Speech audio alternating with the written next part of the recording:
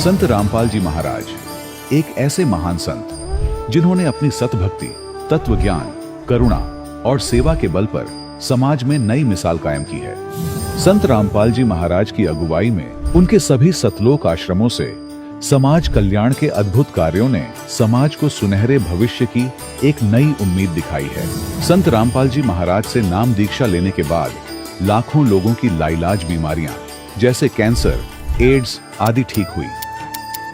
संत जी के ज्ञान से प्रेरित होकर उनके अनुयायियों ने लाखों यूनिट रक्तदान किया। संत जी ने लाखों बहन बेटियों का दहेज मुक्त विवाह करवाया।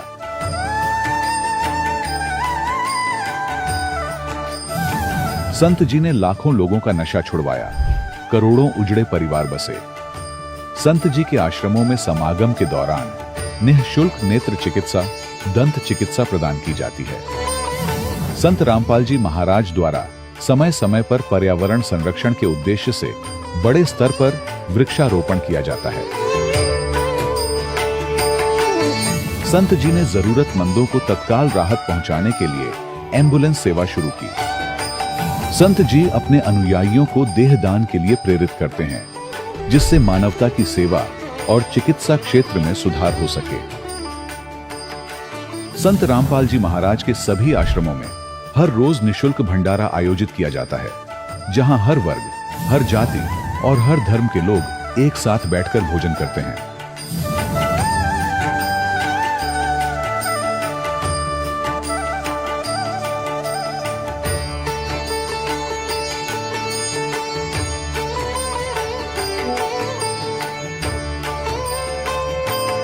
संत रामपाल जी महाराज के आश्रम में हजारों बुजुर्गों को सम्मान और प्यार के साथ जीवन जीने का अवसर मिलता है। उनके खाने, रहने और स्वास्थ्य की पूरी जिम्मेदारी संत रामपाल जी महाराज उठाते हैं। अनाथ बच्चों के लिए संत रामपाल जी महाराज के सभी आश्रम किसी वरदान से कम नहीं। यहाँ उन्हें शिक्षा, संस्कार और भविष्य के लिए बेहतर अवसर प्रदान किए जाते हैं। चाहे बाढ़ हो, भूकंप या महामारी, संत रामपाल जी महाराज और उनके अनुयायी हमेशा ही जरूरतमंदों के लिए सबसे आगे खड़े रहते हैं। कोविड महामारी के दौरान संत रामपाल जी महाराज के आश्रमों से करोड़ों लोगों के लिए भोजन, दवाइयां और जीवन रक्षक सामग्रियां उपलब्ध कराई गई। चाहे गरीब की मदद हो या किसी शोषित और पीड़ित वर्ग के हक और सम्मान की लड़ाई, संत रामपाल जी महाराज ने हमेशा ही उनकी दबी आवाज को सरकारों तक पहुंचाया है और उन्हें उचित न्याय दिलवाने में अहम भूमिका अदा की है। समाज में आध्यात्मिक और सामाजिक मूल्यों के प्रति जागरूकता लाने में संत रामपाल जी महाराज हर कदम पर मानवता के सच्चे सेवक साबित हुए हैं। संत रामपाल जी महाराज का जीवन हमें सिखाता है कि सच्ची सेवा वही है जो निस्वार्थ भाव से की जाए। आइए हम भी इस महान सेवा के कार्य में इस महान संत से जुड़ें और संत रामपाल जी महाराज से नाम दीक्षा लेकर अपने जीवन को धन्य बनाएं।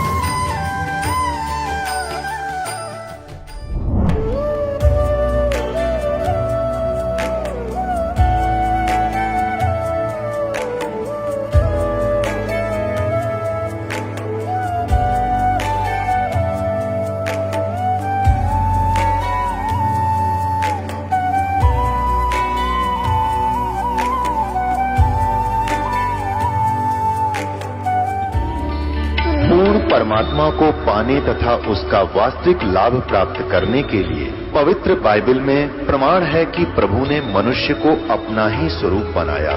6 दिन में सृष्टि रचकर 7वें दिन विश्राम किया। कुरान शरीफ में प्रमाण है कि हजरत मोहम्मद को खुदा स्वयं कह रहे हैं कि मैंने तुम्हें उस परमात्मा की महिमा बताने के लिए भेजा है। वो परमात्मा कबीर है जिसने 6 दिन में सृष्टि रची तथा 7वें दिन तख्त पर जा विराजा। उसकी खबर किसी बाखबर से पूछ कर तो देखो।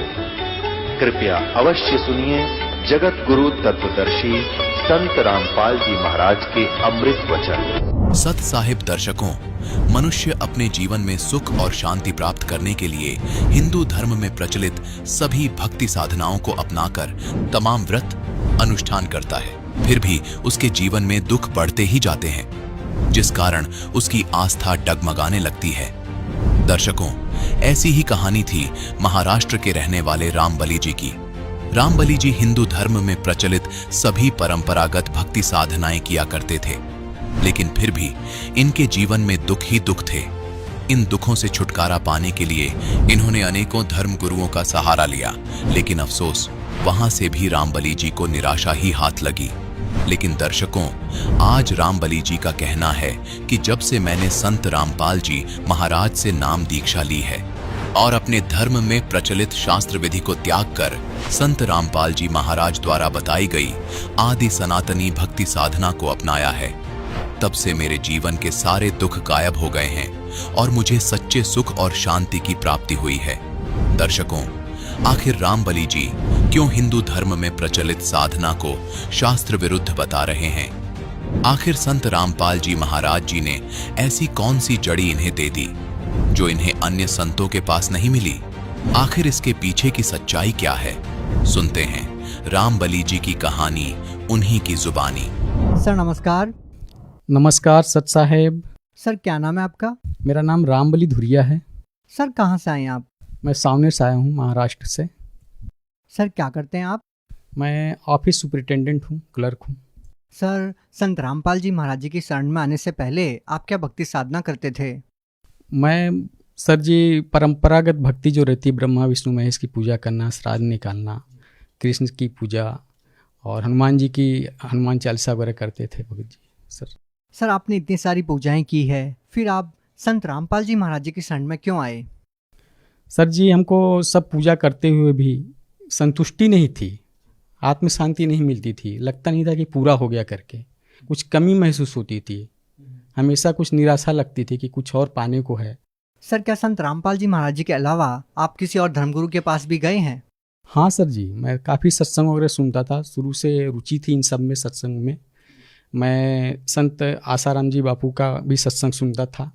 कबीरपंथी कुछ महंत थे, उनके कांटेक्ट में भी था मैं। और कहने मतलब प्रजापिता ब्रह्म कुमारी, इनके भी 2-3 साल साधना किए हमने।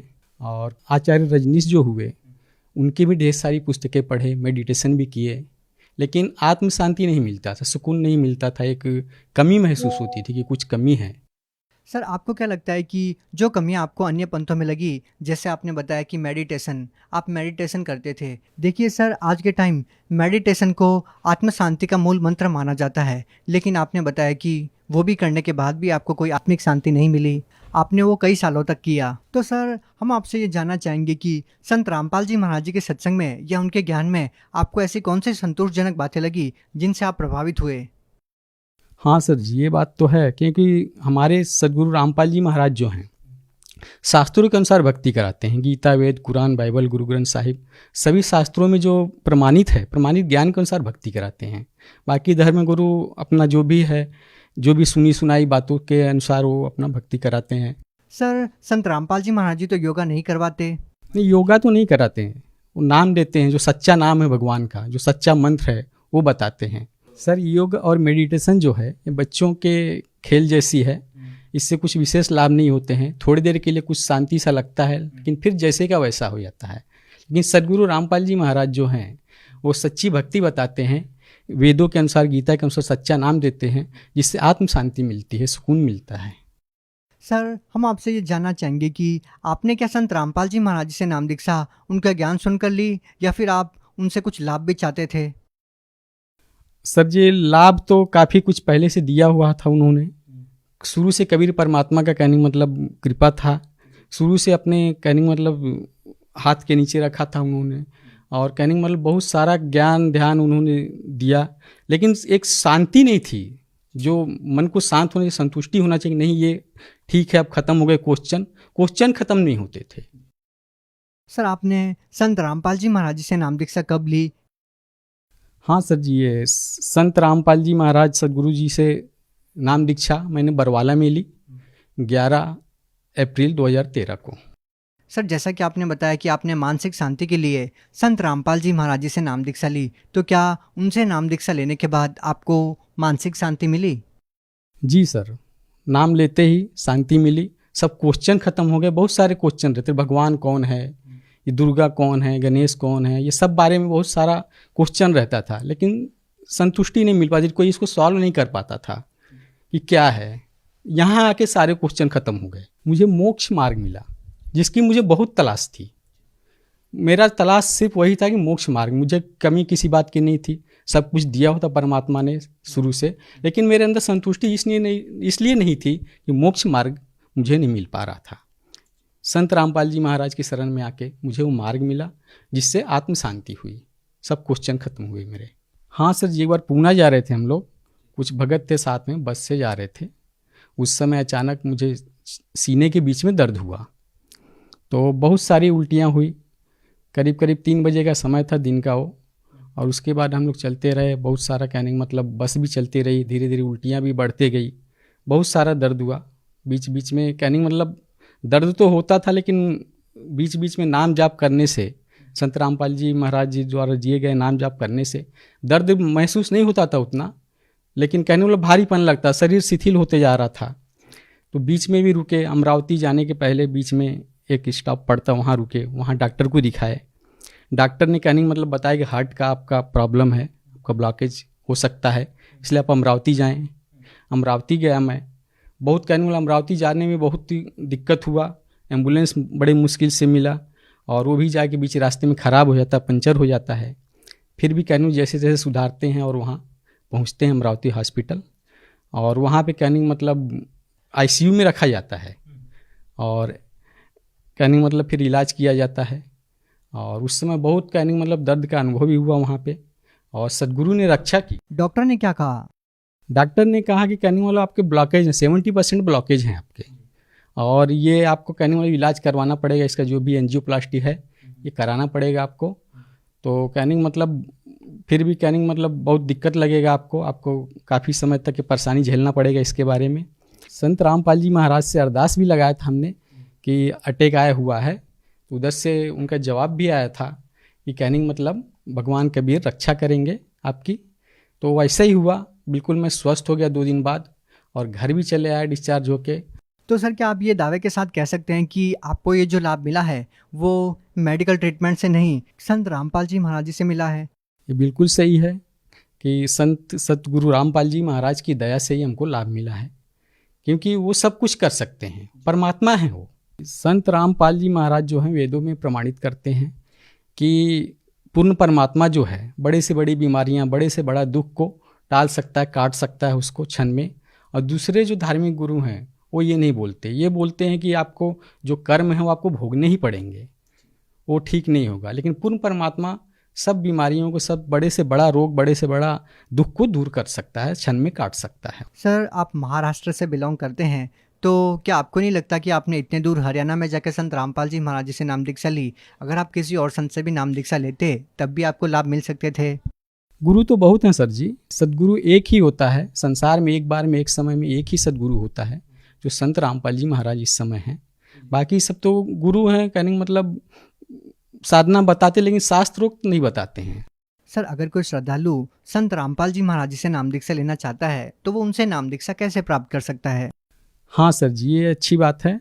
जो भी कोई नाम दीक्षा लेना चाहता है, वो जो भी चैनल पे सत्संग चलते हैं गुरु जी के, उसके नीचे पट्टी चलती है जिस पे फ़ोन नंबर्स वगैरह आते हैं, उस पे कॉल करके, तो भारत भर में जहाँ भी नामदान सेंटर हैं वहाँ से वो पता ले सकते हैं, वहाँ जाके नामदान ले सकते हैं, वहाँ निःशुल्क उनको नाम दीक्षा दिया जाता है।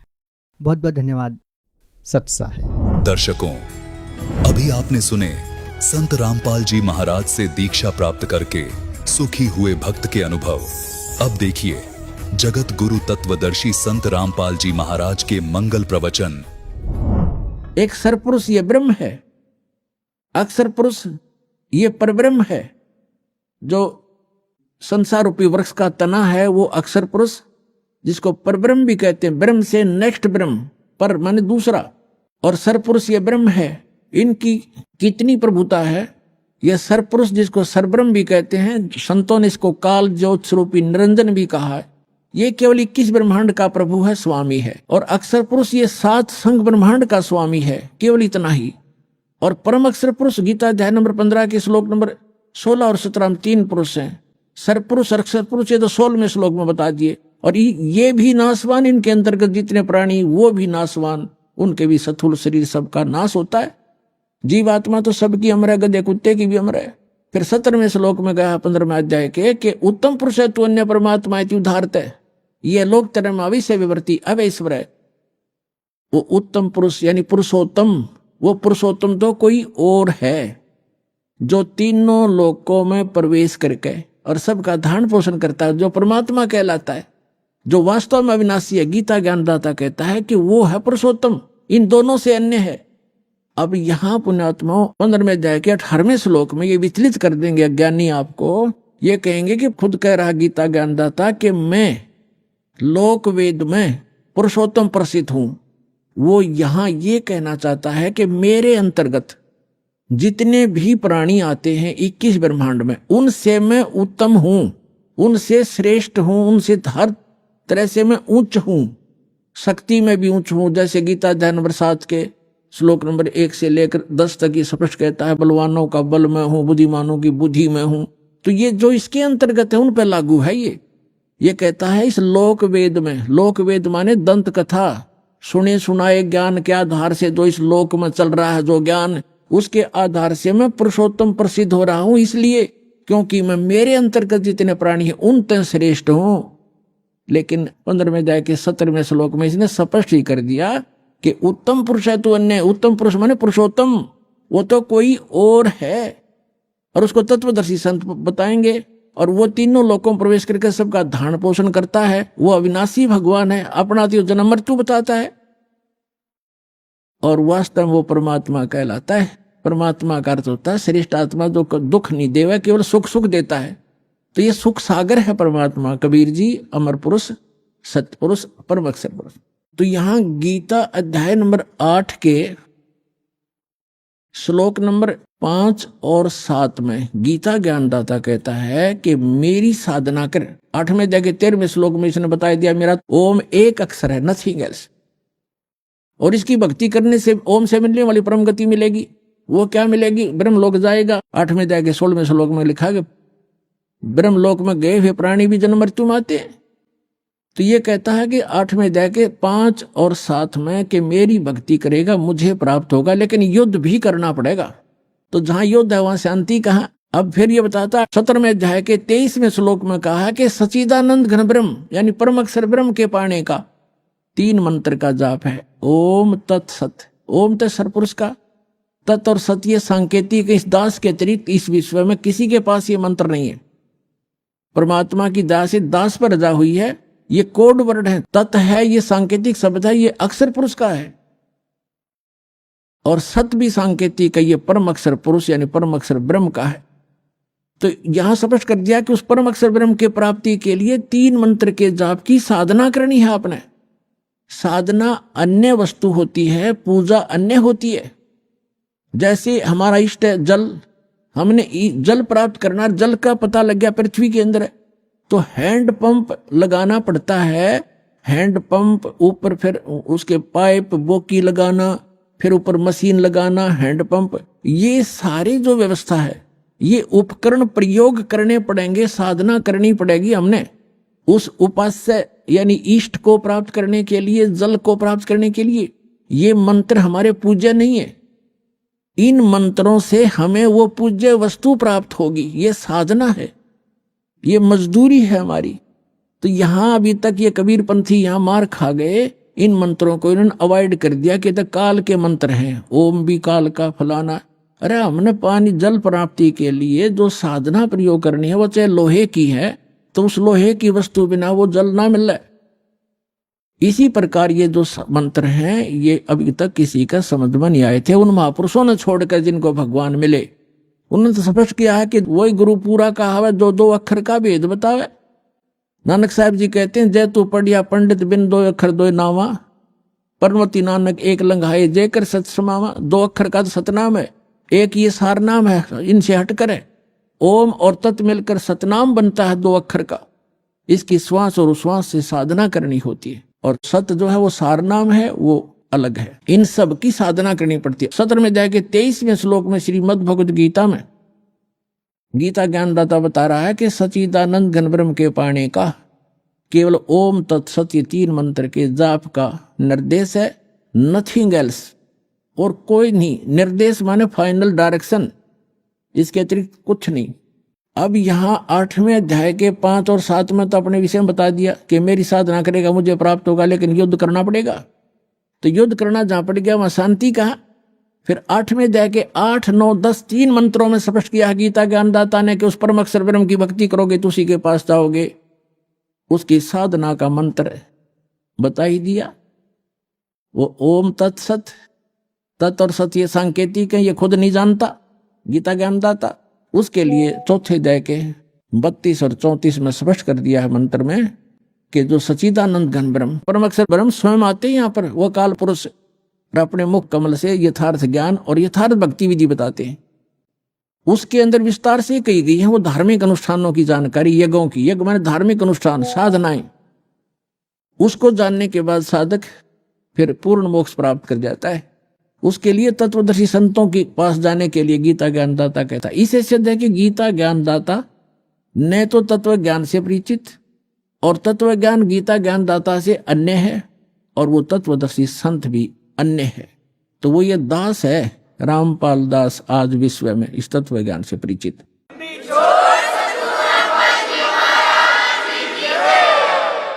अब जो प्रसंग चल रहा है कि श्रीमद् भगवद गीता अध्याय नंबर 18 अंतिम अध्याय है, और 61 से 66 तक ये निर्णायक ज्ञान है। आगे तो कुछ और बातें हैं, वो भक्ति से संबंधित नहीं है। 18वें अध्याय के 61 और 62 में कर दिया कि वो परमात्मा समर्थ है, वो सभी को कर्म अनुसार वही चलाता है, जैसे जिसके कर्म है उसके अनुसार से वो कार्य करता रहता है।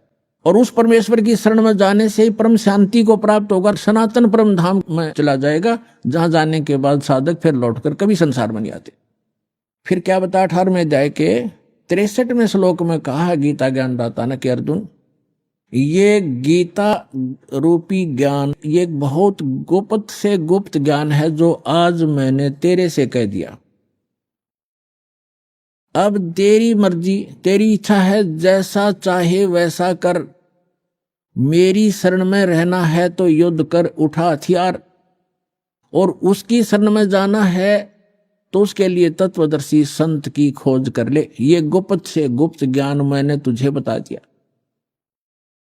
18वें अध्याय के 64वें श्लोक में गीता ज्ञानदाता तुरंत कहता है कि एक गुप्त से गुप्त ज्ञान और बताऊं, फिर सुन कि जिस 18वें अध्याय के 62वें श्लोक में जिस परमेश्वर की शरण में जाने को मैं तुझे कह रहा हूं, वो मेरा भी इष्ट देव है, वो मेरा भी पूज्य है। ये और गुप्त से गुप्त भेद बता दिया। अब 18वें अध्याय के 63वें श्लोक में स्पष्ट कर ही दिया कि ये गीता रूपी ज्ञान अति गुप्त से गुप्त मैंने तुझे बता दिया। और कहता है एक और गोपनीय से भी गोपनीय बताता हूं 18वें अध्याय के 64वें श्लोक में कि यही मेरा भी पूज्य देव है, इष्ट देव है।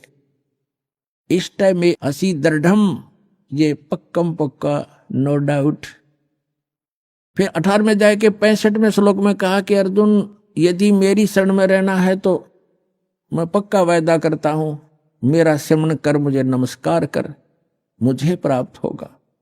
18वें अध्याय के 66वें श्लोक में फिर फैसला दे दिया कि यदि तूने मेरी शरण में रहना है तो पहले बता चुका हूं, उसकी शरण में जाना है तो सर्वधर्मान परित्यज्य माम एकम शरणम व्रज। यहां इन अनाड़ी अज्ञानियों ने व्रज का अर्थ आना किया है, जबकि व्रज का अर्थ जाना होता है। अब ये क्या कहते हैं कि अर्जुन, सर्वधर्मान परित्यज्य माम, मेरे सतर की सभी पूजाओं को छोड़कर मेरी शरण में आ जा। अरे भले आदमियों, दूसरे अध्याय के 7वें श्लोक में ये अर्जुन कहता है कि मैं आपकी शरण में हूं, आपका शिष्य हूं, मेरी बुद्धि काम करना बंद कर गई है, जो मेरे हित में हो आप मुझे राय दें। तो श्री कृष्ण जी की शरण में अर्जुन तो पहले ही था। अब ये कहो कि सर्वधर्मान परित्यज्य एकम शरणम व्रज, व्रज का अर्थ जाना होता, आना नहीं। जैसे इंग्लिश वर्ड गो है, गो का अर्थ कम नहीं हो सकता, आना नहीं हो सकता। कहीं सेंटेंस से उसकी कितनी बनाए जाओ, फलाना व्याकरण बनती है, फलाना बनती है, फलानी धातु बनती है, अटपट मारते हैं, मूर्ख बनाते हैं, इनको ज्ञान नहीं है। तो इसमें कहा कि सर्वधर्मान परित्यज्य माम, मेरे सतर की सभी धार्मिक पूजाएं मुझे दे दे, छोड़ दे। परित्यज्य कौन कौन सी हैं? ओम नाम का जाप है, जैसे ओम तत्सत, ये 3 मंत्र का जाप है, आपको दिया जाता है जिनको कंप्लीट कोर्स प्राप्त हो गया है। तो ओम जो मंत्र है ये ब्रह्म की साधना है, इसके सतर की धार्मिक कमाई है, हम इसको दे देंगे। पहले हम इसको ब्रह्मलोक में जाकर नष्ट करते थे, देवता बन जाते थे, अपना धन नाश करके फिर गधा बन जाते थे। तो अब हमें ज्ञान हो गया, हम इसका कोई प्रतिफल नहीं लेंगे, अपनी पूंजी नाश नहीं करेंगे। हमारे ऊपर इसका ऋण है, क्योंकि ये पृथ्वी इसने तप करके प्राप्त कर रखी है और हम इसमें बेमतलब आगे। अब इसने हमें मजदूर बना लिया कि यहाँ कमाओ और खाओ और मेरा टैक्स दो, हमें मजदूर बना रखा, बंधक। तो अब परमात्मा आए हैं हमें छुड़वाने के लिए, विधि बताई कि इसका टैक्स दो, मैं तुम्हारा अकाउंट कराऊंगा और ये मजदूरी करो, इससे पीछा छुड़ाओ, चलो सतलोक में जहां से तुम आए हो, जहां कभी दुख नहीं होता।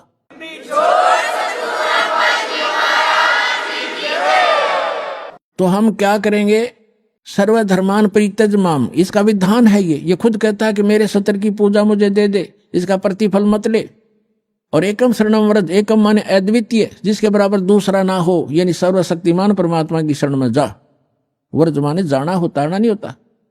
अहम तवा सर्व पापे भो मोक्षामि मा शुच, अब ये कहता फिर मैं तुझे सब पापों से मुक्त कर दूंगा, तू चिंता मत कर। आपे कर देगा जब हम इसका ऋण दे देंगे। ये मांगे कि हमारे, ये अपने खुश हम अपने खुश। तो जब तक हम ऋणी थे, मजदूर थे इसके, तो ये हमें कोई नाच नचा रहा था, हमने नाचना पड़ा था। तो इस प्रकार हम जब यहां से चलेंगे, जैसे आपको प्रथम मंत्र दिया जाता है, वो यहाँ की संसारिक सुविधाएं, टैक्स, जैसे आपने बिजली कनेक्शन ले रखा है, टेलीफोन कनेक्शन ले रखा है और पानी कनेक्शन ले रखा है, गैस कनेक्शन ले रखा है, या किसी से बैंक लोन ले रखा है, तो उसको वापस देते रहोगे, टैक्स किराया उनका जो चार्ज है, तो आपको सुविधा प्राप्त होंगी। तो जब तक आपने संसार में रहना, यहाँ की जो सुविधा तुम्हें चाहिए वो प्रथम मंत्र से मिलेंगी, उनके बीच के 5 नामों से। और फर्स्ट एंड लास्ट जो मंत्र है, ये आपकी भक्ति में, सतलोक जाने की भक्ति में अलग से कमाई साथ जुड़ती है। अब ये जो मंत्र है आपके, पहला मंत्र आपको यहाँ कंठ कमल तक बरी कर देगा। जब आप यहाँ से चलोगे तो सबसे पहले आत्मा मूल कमल में जाएगी, वहां गणेश जी का कमल है, उनका ऑफिस है, वहां से अपना अकाउंट क्लियर कराएगा। फिर आएगा ब्रह्मा जी के लोक में स्वाद चक्र में, उसके बाद विष्णु जी के लोक में नाभि चक्र में, फिर शिव जी के लोक में हृदय चक्र में, फिर देवी के लोक में कंठ चक्र में, फिर ये त्रिकुटी में पहुंचेगा।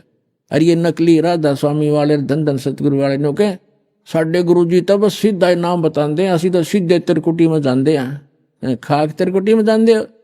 त्रिकुटी को बरवाले का बस स्टैंड है, पैदल चला जा तो पहुंच गया, साइकिल ठा लिया तो पहुंच गया। त्रिकुटी में जाने के लिए अंगा लगेगा।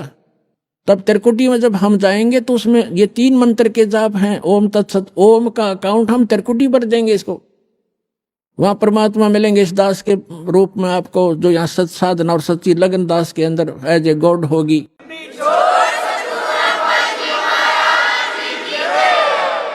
तो उसको लेकर के परमात्मा जाएगा इस धर्मराज के दरबार में, जो यहाँ का न्यायाधीश है, और उसको ये गीता अध्याय नंबर 18 का श्लोक नंबर 66 यानी ये विधान कोड करेगा। ये दास आपका वहां वकील बनेगा। कबीर साहब कहते हैं, कर लो गुरु वकील मुकदमा भारी है, ये कर लो गुरु वकील मुकदमा भारी है। यानी गुरु का रोल यहां से लेकर लास्ट तक चलेगा, करेगा भगवान, लेकिन निमित्त दास रहेगा। 18वें अध्याय की 66 में संविधान की धारा वहां रखी जाएगी कि सर्वधर्मान परित्यज्य माम एकम शरणम व्रज, ये पकड़ो तुम्हारा विधान है। और ये सारी ओम सतर की जो पूजा अपनी, ये पकड़ो, इनकी अकाउंट क्लियर करो। इससे हम 11वां द्वार पार कर जाएंगे। 11वां द्वार पार करके हम प्रवेश करेंगे, जब वहां अक्षर पुरुष का लोक आएगा। 7 संग ब्रह्मांड है, उससे पार होने का जो हमने किराया देना है, वहां से उसका साधन हमें मिलेगा और उसके प्रतिफल में हम इस तत्व मंत्र की कमाई उसको देंगे। वो हमें 12वें द्वार में जा छोड़ेगा। 12वां द्वार पार करके हम सतलोक चले जाएंगे, वहां जाकर फिर कभी लौटकर संसार में नहीं आएंगे। सत्संग में आने से जीव को पता चलता है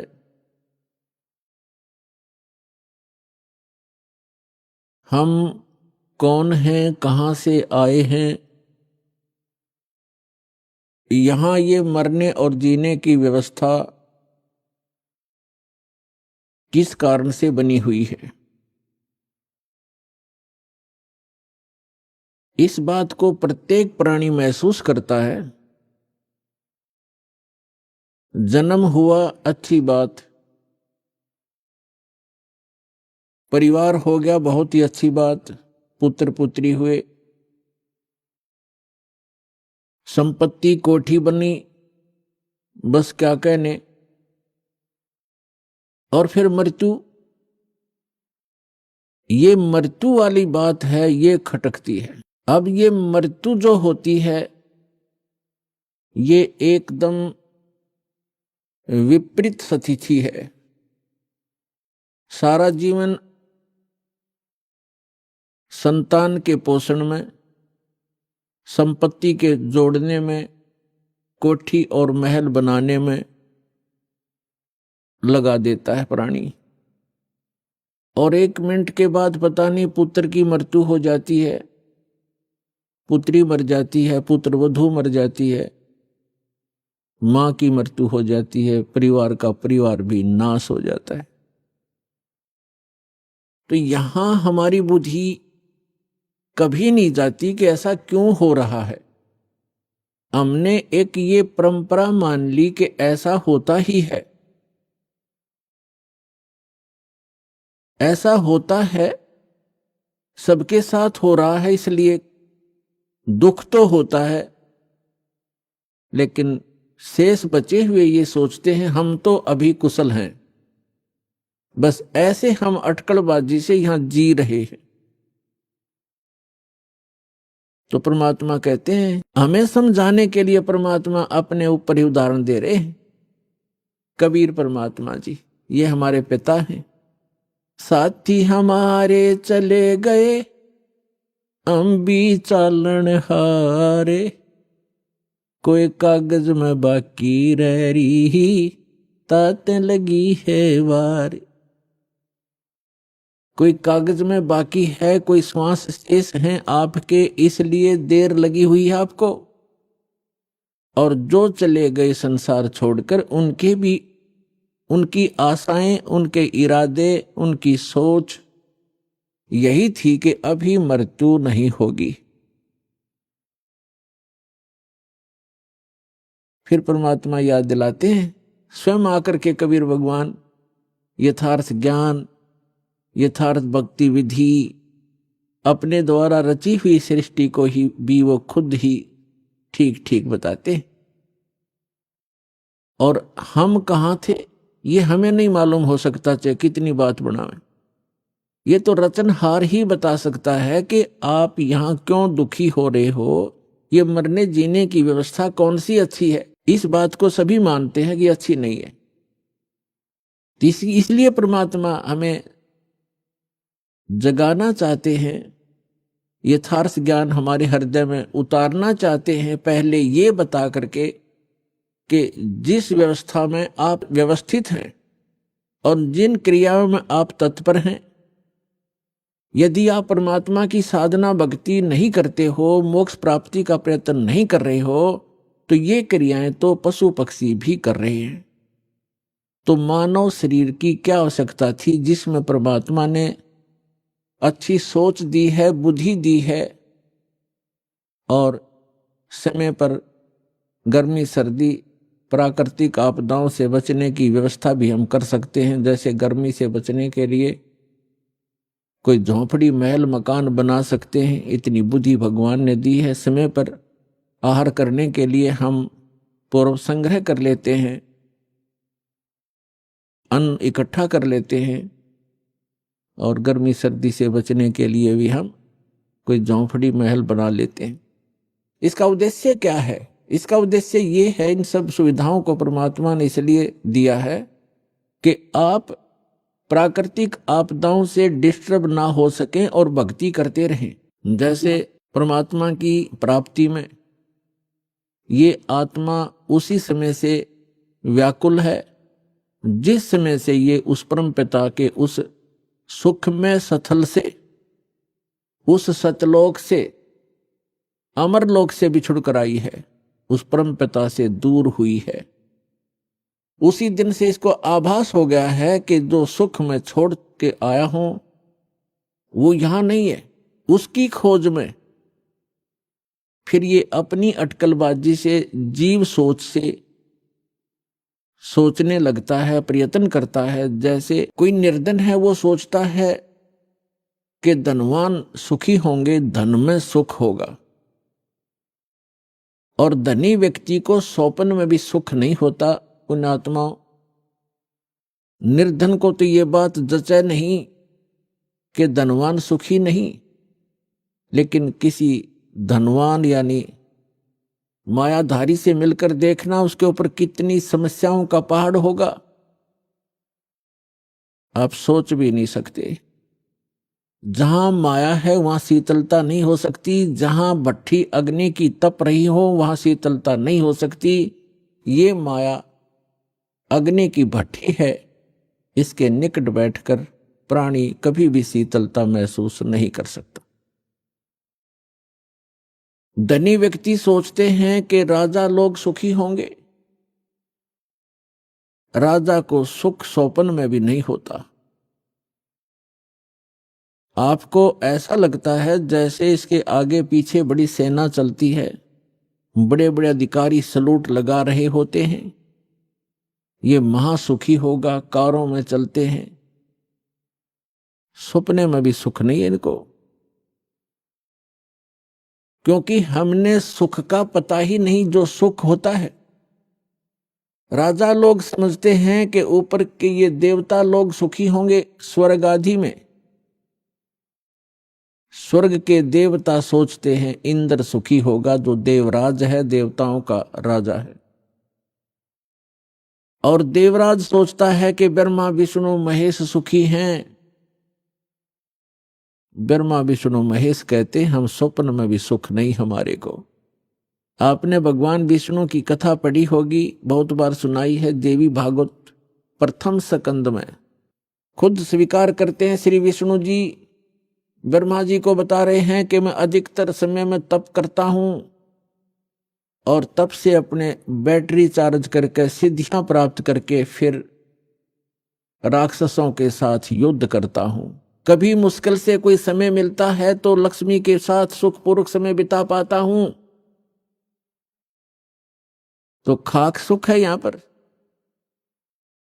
परमात्मा बताते हैं झूठे सुख को सुख कहे, ये मान रया मन मोद, सकल चबीना काल कहा, कुछ मुख में कुछ गोद।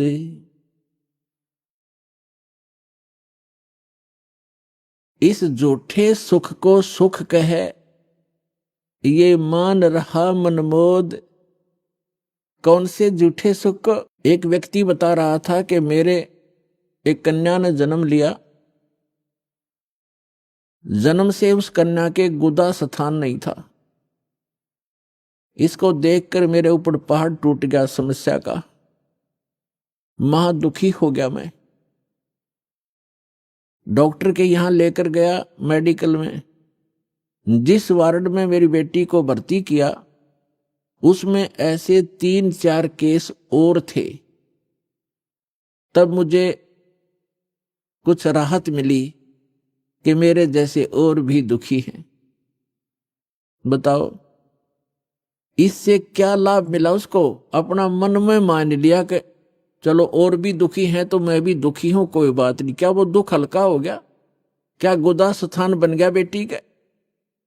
तो पुण्यात्माओं, इसे गंदे लोक में रह रहे हम। यह सुख नाम की चीज नहीं है। हम एक दूसरे को दुखी देखकर उससे हल्का दुख हो या उसके बराबर हो, हम अपने राहत मान लेते हैं। यहाँ कोई विकल्प नहीं है।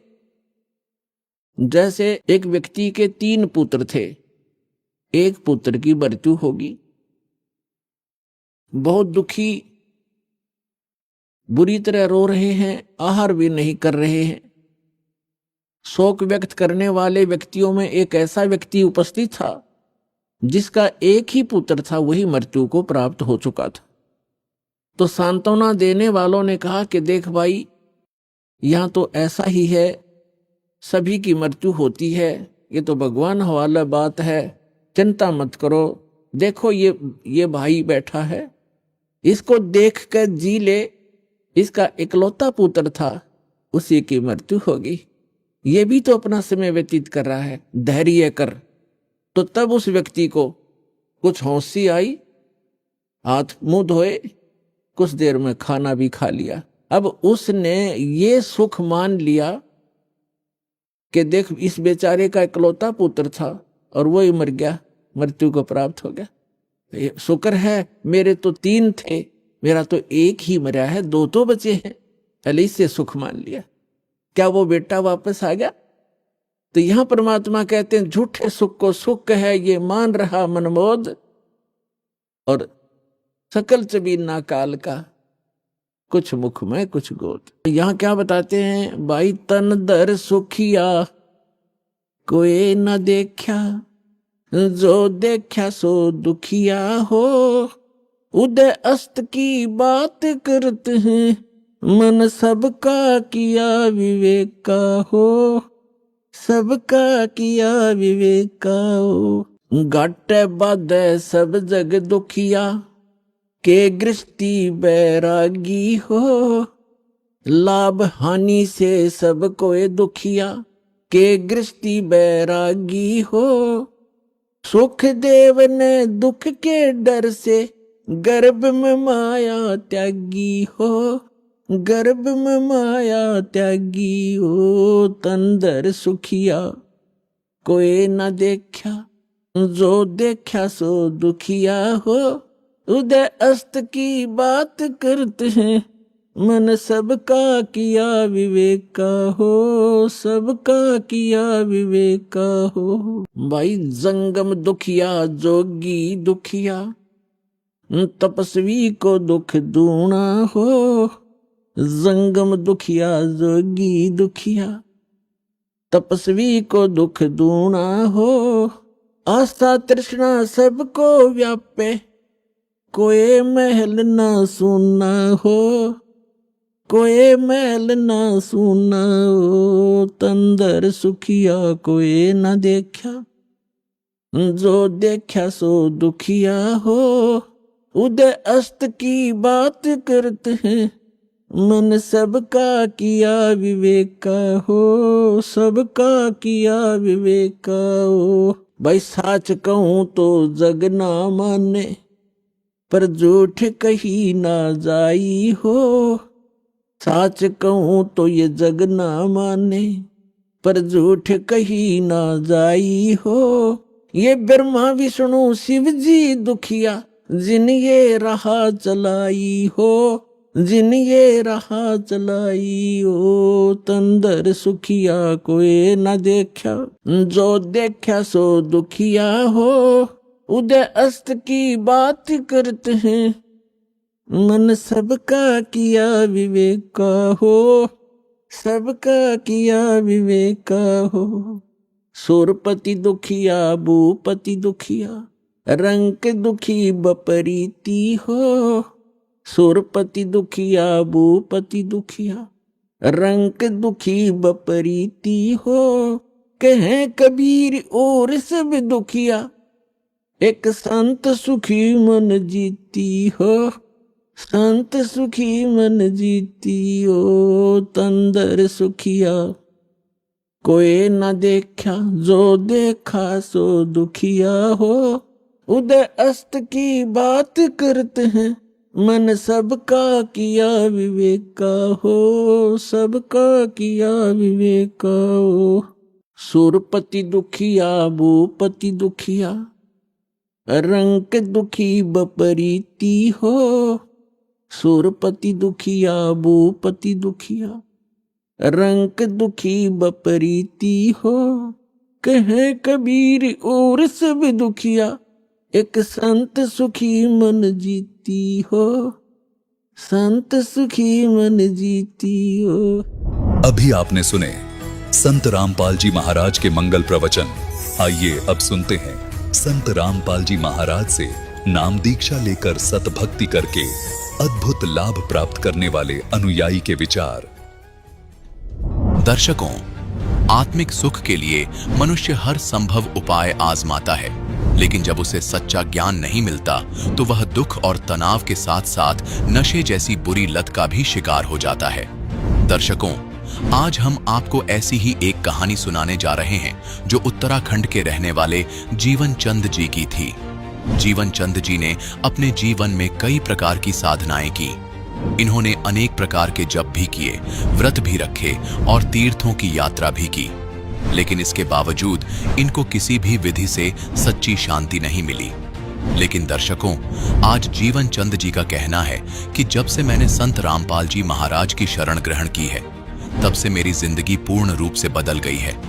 दर्शकों, आखिर संत रामपाल जी महाराज ने जीवन चंद जी को ऐसी कौन सी जड़ी दे दी जो ये संत रामपाल जी महाराज का इतना गुणगान कर रहे हैं? आखिर इसके पीछे की सच्चाई क्या है? सुनते हैं जीवन चंद जी की कहानी उन्हीं की जुबानी। नमस्कार सर। नमस्कार सर। सर, क्या नाम है आपका?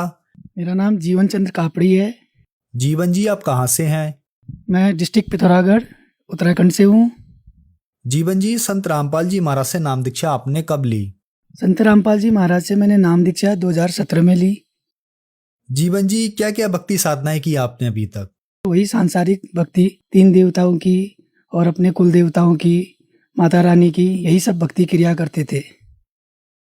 तो फिर क्या कारण बना कि आप संत रामपाल जी महाराज जी की शरण में आए? सर, संत रामपाल जी महाराज की शरण में आने का सबसे मुख्य कारण मेरा नशा बना। मैं अपने नशे से बहुत परेशान था। मैं चरस पीता था, गांजा पीता था, शराब पीता था, अंडा, मांस, मदिरा, ये सारी तामसी क्रियाएं करता था। जैसा कि हमारे पहाड़ों में प्रचलन है कि देवी देवता की बलियों से ही खुश किया जाता है, तो मन में एक सवाल सा रहता था कि ऐसे कौन से देवी देवता हैं जिनको हम बलि देते हैं तभी ये खुश होंगे। हालांकि मैं भी उसमें सम्मिलित होता था, लेकिन सवाल एक मन में हमेशा रहता था और परेशान सा भी रहता था अपने जीवन में कि क्या कभी इनसे पार भी कुछ ऐसा कुछ है कि जो इन चीज़ों से हटके हो।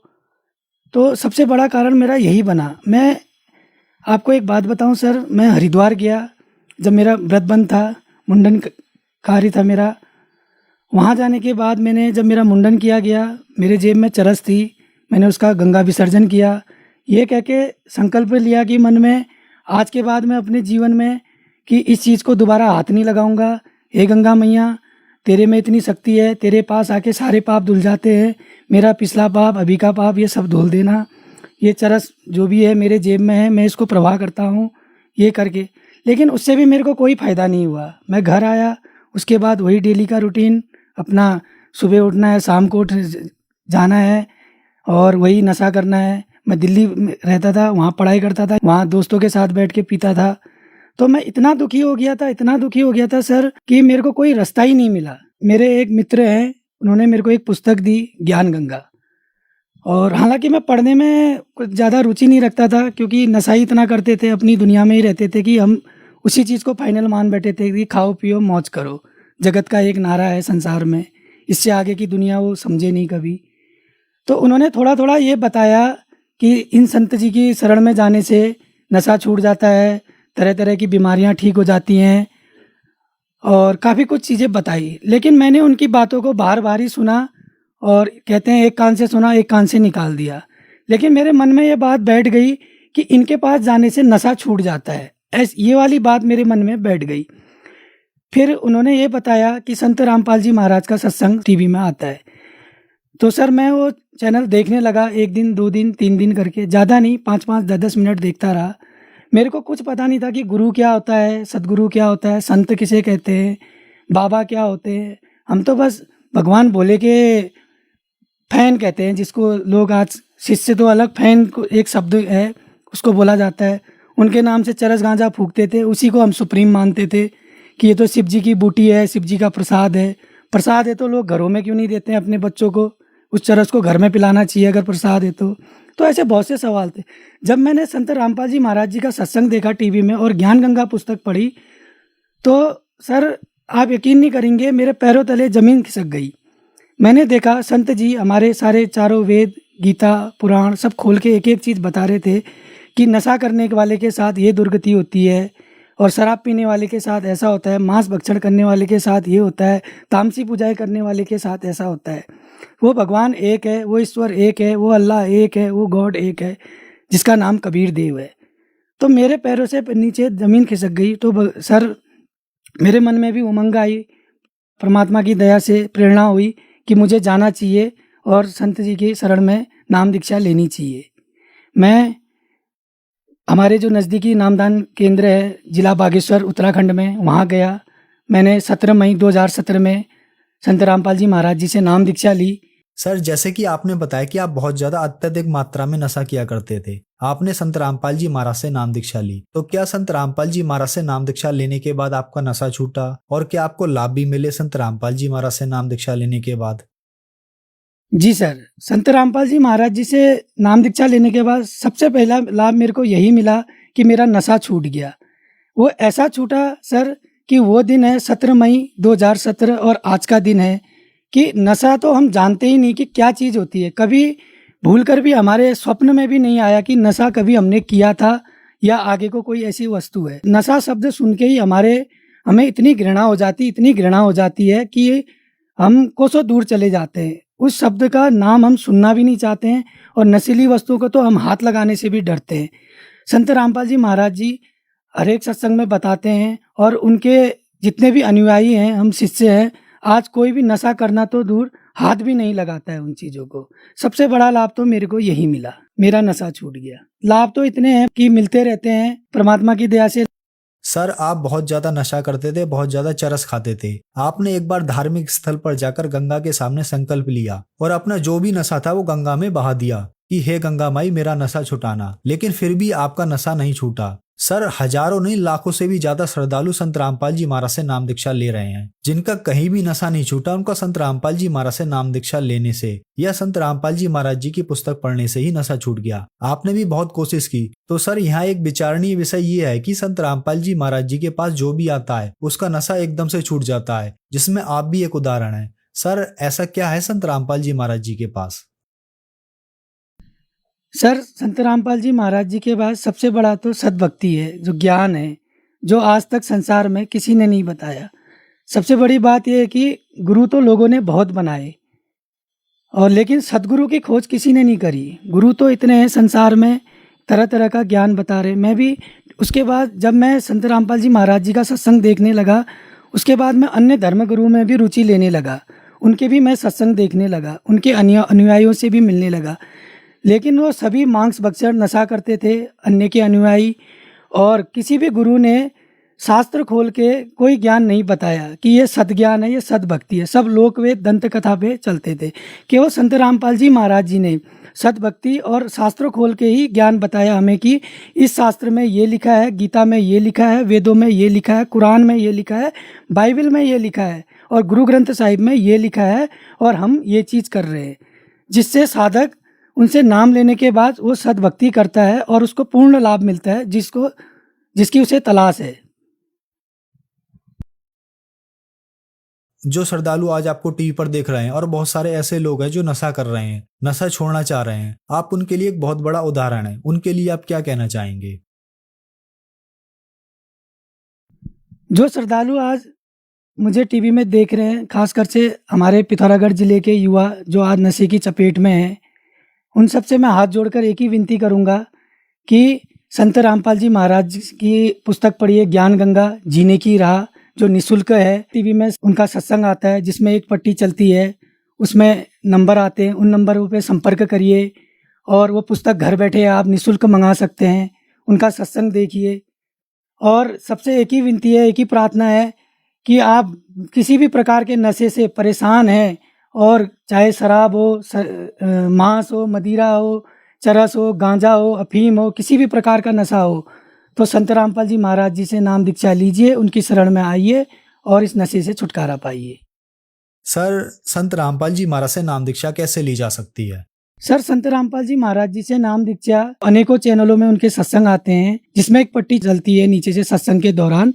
उसमें हमारे आश्रम के दिए हुए number, telephone number, mobile number, email ID, सारी डिटेल दी जाती है। आप उसमें संपर्क करके अपने नज़दीकी नामदान केंद्र में का वहाँ से पता प्राप्त कर सकते हैं, वहाँ उनसे बातचीत कर सकते हैं और वहाँ जाके संत रामपाल जी महाराज से नाम दीक्षा ग्रहण कर सकते हैं। धन्यवाद सर। सत साई।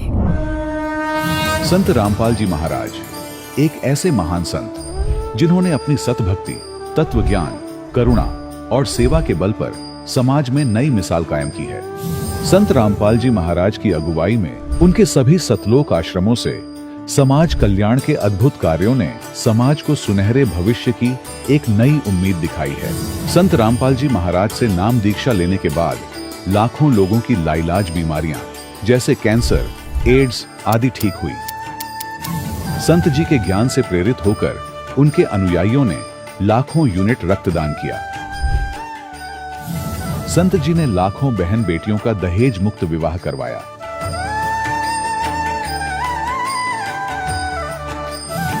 संत जी ने लाखों लोगों का नशा छुड़वाया, करोड़ों उजड़े परिवार बसे।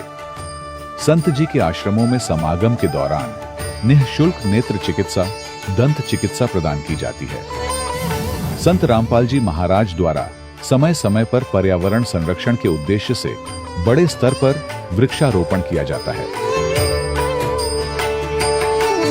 संत जी ने जरूरतमंदों को तत्काल राहत पहुंचाने के लिए एम्बुलेंस सेवा शुरू की। संत जी अपने अनुयायियों को देहदान के लिए प्रेरित करते हैं, जिससे मानवता की सेवा और चिकित्सा क्षेत्र में सुधार हो सके। संत रामपाल जी महाराज के सभी आश्रमों में हर रोज निःशुल्क भंडारा आयोजित किया जाता है, जहां हर वर्ग, हर जाति और हर धर्म के लोग एक साथ बैठकर भोजन करते हैं।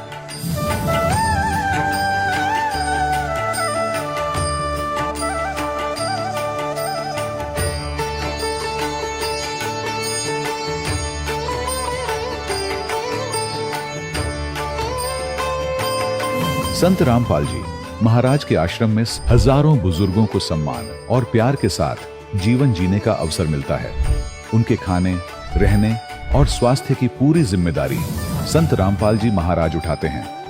अनाथ बच्चों के लिए संत रामपाल जी महाराज के सभी आश्रम किसी वरदान से कम नहीं। यहाँ उन्हें शिक्षा, संस्कार और भविष्य के लिए बेहतर अवसर प्रदान किए जाते हैं।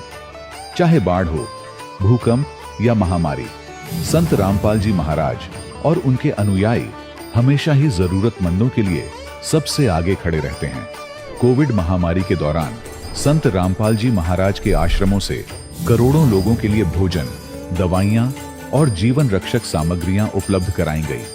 चाहे गरीब की मदद हो या किसी शोषित और पीड़ित वर्ग के हक और सम्मान की लड़ाई, संत रामपाल जी महाराज ने हमेशा ही उनकी दबी आवाज को सरकारों तक पहुंचाया है और उन्हें उचित न्याय दिलवाने में अहम भूमिका अदा की है।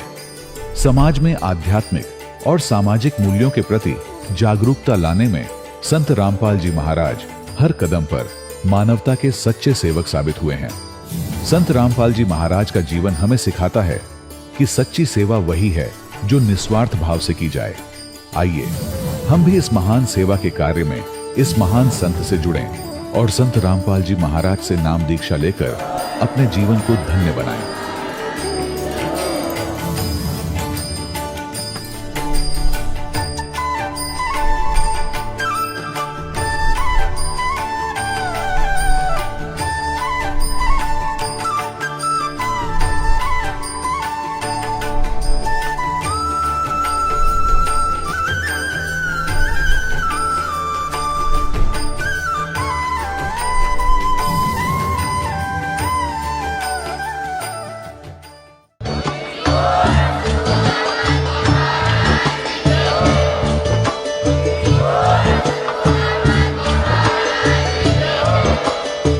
सुन रहे थे जगत गुरु तत्वदर्शी संत रामपाल जी महाराज जी के मंगल प्रवचन। अधिक जानकारी के लिए विजिट कीजिए हमारी वेबसाइट www.jagatgururampalji.org।